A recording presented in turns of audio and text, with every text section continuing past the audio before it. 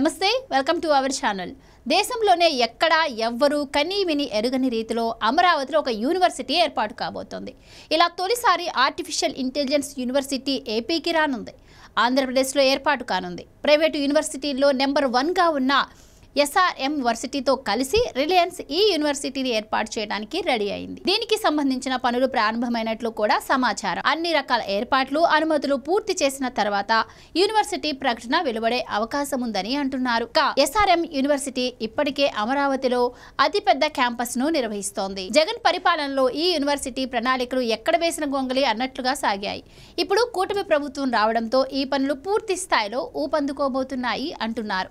ఇటీవల SRM university చైర్మన్తో పాటు ప్రతినిధుల టీం చంద్రబాబుతో సమావేశమయ్యింది. ఈ సందర్భంగా ఏ యూనివర్సిటీ ప్రస్తావన వచ్చింది. ఇలాంటి యూనివర్సిటీ నిర్వహణకు ఓ కార్పొరేట్ కంపెనీ భాగస్వామిగా ఉంటే మంచిది అనే అభిప్రాయాన్ని వారు వ్యక్తం చేశారు. అలా రిలయన్స్ సంస్థతో చర్చించినట్టుగా తెలిసింది. భవిష్యత్తులో ఆర్టిఫిషియల్ ఇంటెలిజెన్స్దే ప్రముఖ పాత్ర ఉండనుంది. మానవ వనరులను తర్వాతి తరం అవసరాలకు అనుగుణంగా తయారు చేసుకోవడంలో ఏఐది కీలక పాత్రగా ఉండనుంది.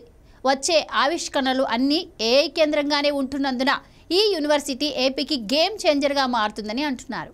ఈ మధ్య మంత్రి నారా లోకేష్ కూడా దీనిపై రివ్యూ చేశారు. ఏఐ వర్సిటీ ద్వారా విద్య, ఆరోగ్యం, గవర్నెన్స్ లాంటి 16 రంగాల్లో సేవలందించే ఆస్కారం ఏర్పడుతుందని అన్నారు. కాగా పీజీ విద్యార్థులకు ఫీజు రియంబర్స్మెంట్ అమలుపై సమగ్ర నివేదిక ఇవ్వాలని అధికారులను ఆదేశించారు. వర్సిటీలకు బీసీల నియామక ప్రక్రియ ప్రారంభించాలని అన్నారు. ఆగస్టు 7న ఉన్నత విద్యాశాఖపై నారా లోకేష్ సమీక్ష నిర్వహించారు. ఈ సందర్భంగానే లోకేష్ మాట్లాడుతూ ఏఐ యూనివర్సిటీని ఎక్కడ ఏర్పాటు చేయాలి, ఎకోసిస్టమ్, ఇతర అంశాలపై అధ్యయనం చేయాలని అధికారులను ఆదేశించారు.